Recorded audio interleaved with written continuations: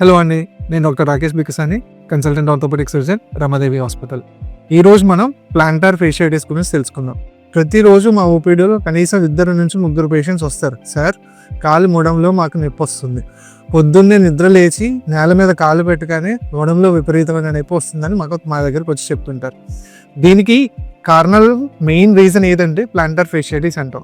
Planter fascia అంటే ఒక tight rubber band లా ఉంటుంది. మీ కాలు మీరు చూసుకుంటే కాలు స్ట్రైట్గా ఉండదు, ఇలాగా లోపల వైపు కొంచెం వంగి ఉంటుంది. ఈ వంగి ఉండడానికి కారణం ప్లాంటార్ ఫేషియా. ఆ రబ్బర్ బ్యాండ్ పట్టుకొని ఉంటుంది.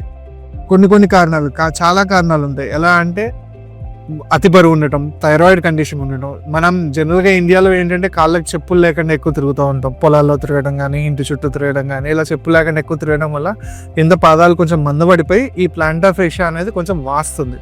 ఆ వాపు వచ్చినప్పుడు ఏంటంటే కొంచెం బిగుసుకుపోయినప్పుడు కాలు లోపల ఇలా అవుతుంది. కానీ పొద్దున్నే లేచి మనం పాదం భూమి మీద పెట్టగానే కొంచెం తెరుచుకుంటుంది. ఆ తెరుచుకున్నప్పుడు ఏంటంటే బిగుసుకున్న ప్లాంటార్ ఫేషియాకి విపరీతమైన నొప్పి వస్తూ ఉంటుంది.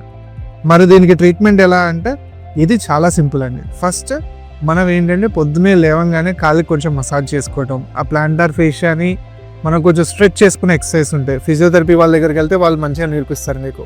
హీల్ డ్రాప్ ఎక్సర్సైజెస్ అంటాం. అవి పొద్దున సాయంత్రం ఒక 10-20 నిమిషాలు కేటాయించి ఎక్సర్సైజులు చేయడం, మందులు వాడటం, చెప్పులు, ఆర్థోపెడిక్ చెప్పులు, ఎంసీఆర్ చెప్పులు అంటాం, అవి పొద్దున సాయంత్రం వేసుకొని తిరగడం, ఇవన్నీ చేస్తే మీకు తొందరగా ప్లాంటార్ ఫేషియా అనేది తగ్గిపోతుంది.